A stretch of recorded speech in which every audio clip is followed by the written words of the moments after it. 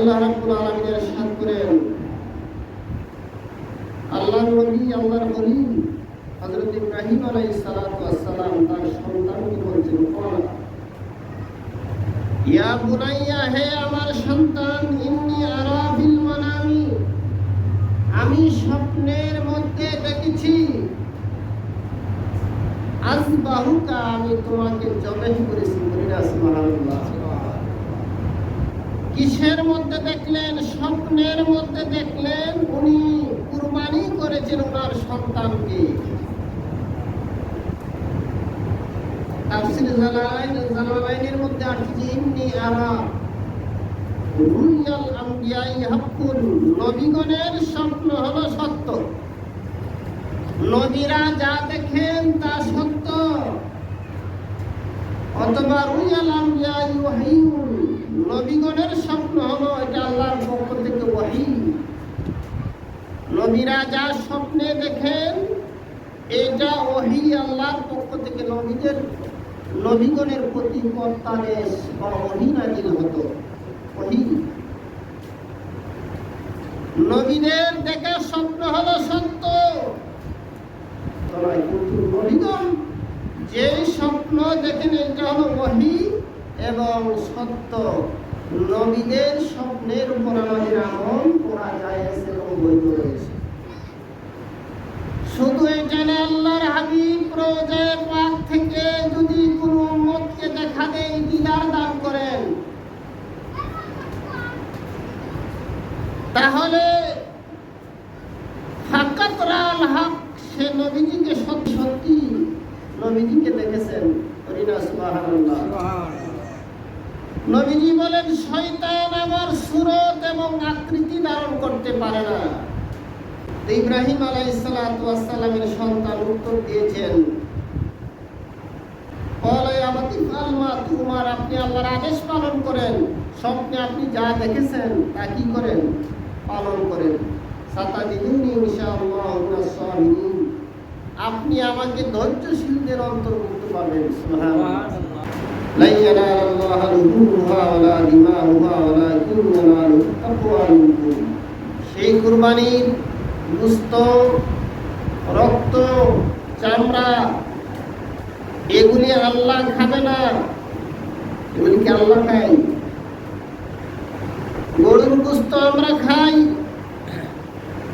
এই গরুর ভিতরে যে রক্ত রয়েছে এটা হলো হারাম, এটা আমরা ফেলে দেই। চামড়া নিজেরা ব্যবহার করা যাবে, বিক্রি করলে এটা গরিব মিসকিনদের মাঝে বন্টন করে দিতে হবে। আল্লাহর কাছে কুরবানির গরুর গোশত পৌঁছবে না। কি পৌঁছবে? ওয়ালাকিন ইয়ানালু তাকওয়া মিনকুম, আল্লাহর কাছে পৌঁছবে আমাদের তাকওয়া, আমাদের পরহেজগারিতা। আল্লাহকে কতটুকু ভালোবাসি, আমাদের অন্তরের অবস্থাটা আল্লাহ দেখবেন। কি দেখবেন? অন্তরের অবস্থা, মনের যন্ত্রণা এবং কল্পনা, মনের ভিতরের অবস্থাটা দেখবেন। এটা বান্দার পক্ষ থেকে আল্লাহর জিয়াফতের দিন। আল্লাহ খাবে না গোশত, ধনীরা খাবে গোশত, দরিদ্ররা খাবে গোশত। যিনি কুরবানি দিবেন তার বাড়ির পার্শ্বের দরিদ্র, তার বাড়ির পার্শ্বে যারা রয়েছেন কুরবানি করতে পারে না, তাদেরকে দিবে, তাদেরকে নিয়ে খাবেন। এই তাকওয়া এবং পরহেজগারিতাই খোদা নীতি আল্লাহ বান্দার মনের অবস্থা দেখবেন। সুবহানাল্লাহ। সম্মানিত হাজির, নবীজি ইরশাদ করেন, মান কানা লাহু সাআতান ওয়া লাম ইউদাহি ফালা ইয়াকরাবান্না মুসাল্লানা, যে যার কুরবানি করার সামর্থ্য রয়েছে সে কুরবানি করে না। নবীজি বলেন, সে যেন আমার কুরবানির এই যে ঈদের নামাজ পড়তে যেন না আসে। কুরবানি করার সামর্থ্য রয়েছে, কুরবানি করে না, নবীজি বলেছেন ওই ব্যক্তি যেন আমার ঈদের নামাজের মধ্যে না আসে, নবীজি নিষেধ করেছেন। সম্মানিত হাজির, মা আমিনা ইন্নি আদামা ইয়াওমান নাহরি আমানান হাক্কা ইলাল্লাহি আযজা ওয়া জাল্লা ইন হারাকাতিদ দাও। নবীজি বলেন, কুরবানির ঈদের দিনে, ওই দিন আল্লাহর কাছে সবচাইতে কবুলকৃত ইবাদত হলো আল্লাহর ওয়াস্তে, আল্লাহর নামে কুরবানি করা। ওয়াইন্নাহু লায়াতি ইয়াউমাল কিয়ামাতি বিকুরুনিহা ওয়া আযলাবিহা ওয়া আশআরিহা। নবীজি বলেন সেই কুরবানির পশুটা তার পশম, তার শিং এবং তার খুর সহ কিয়ামতের ময়দানে উপস্থিত হবে। আমরা যেভাবে তরু তাজা গরু কুরবানি করব, হাসরের ময়দানে যাও আমাদের সাথে সেখানে উপস্থিত হবে আমাদের মিজানের পাল্লায়। এই কুরবানির পশুকে আমাদের আমলের পাল্লাই দেওয়া হবে, আমলের পাল্লাটা ভারী হবে। নবীজি বলেন, এই জন্য নবীজি বলেছেন তোমরা মোটা তাজা সৌন্দর্য গরু তোমরা কি করো, আল্লাহর ওয়াস্তে আল্লাহর নামে কুরবানি করো। ওয়াইন্নাদ দামা লা ইয়াকাউ মিনাল্লাহি আযজা ওয়া জাল্লা বিমাকানিন কাবলা আই ইয়াকাল আরদা ফাতিবু বিহা নাফসান। নবীজি বলেন যে এই কুরবানির পশুর রক্ত যখন জবে শুরু হয়, জবে যখন শুরু হবে, তার রক্ত মাটিতে পড়ার আগে আল্লাহর দরবারে কুরবানি কবুল হয়ে যায়। সুবহানাল্লাহ। নবীজি বলেন তোমরা আল্লাহর সন্তুষ্টির জন্য খুশি মনে তোমরা কি করো, কুরবানি করো।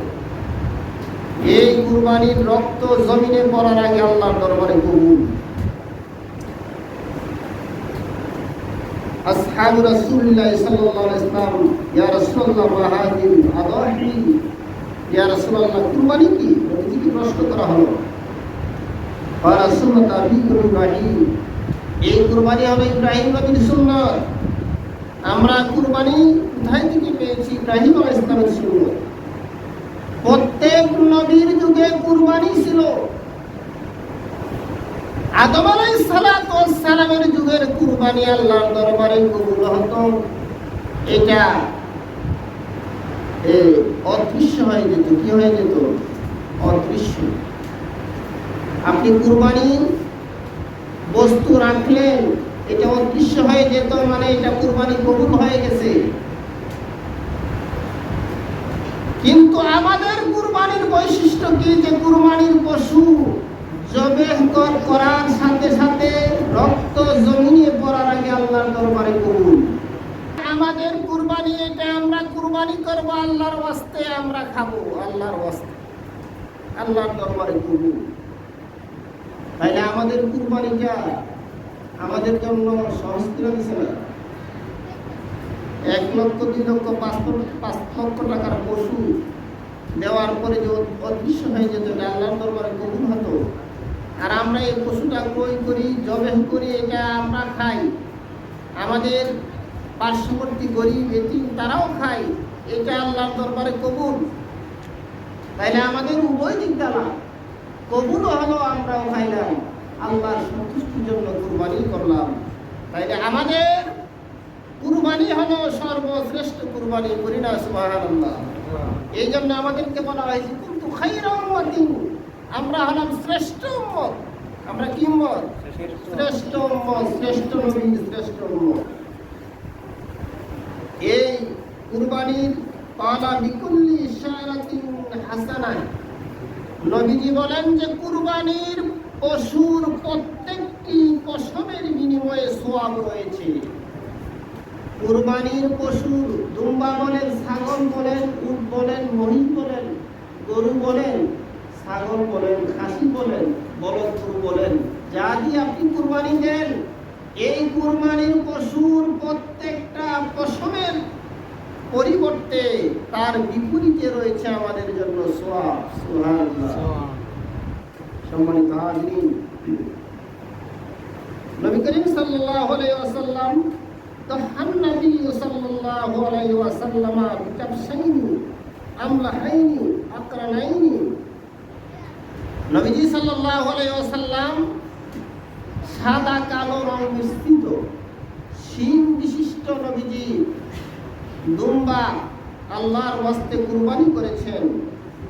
জাবাহুমা বিয়াদিহি নবীজির নুরানি হাত দিয়ে নবীজি নিজের কুরবানি নিজে করেছেন।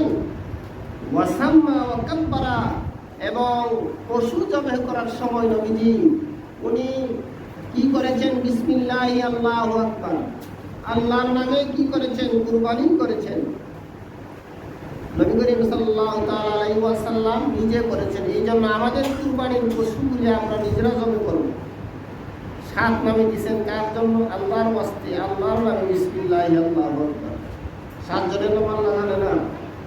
নিজে কুরবানি করা, নিজে যদি না পারেন জবাই করতে, তাইলে আপনারা সামনে থাকবেন। কুরবানির পশু জবাই করার সময় সামনে থাকবেন। এবং ঈদের নামাজ পড়ার পর খুতবা শুনবেন। খুতবা শোনা ওয়াজিব। ঈদের নামাজ পড়া ওয়াজিব, খুতবা শোনা ওয়াজিব, কুরবানি করা ওয়াজিব। তাহলে ঈদের দিনে ওয়াজিব কয়টা? ঈদের নামাজ পড়া, খুতবা পড়া, কুরবানি করা, কয়টা হলো?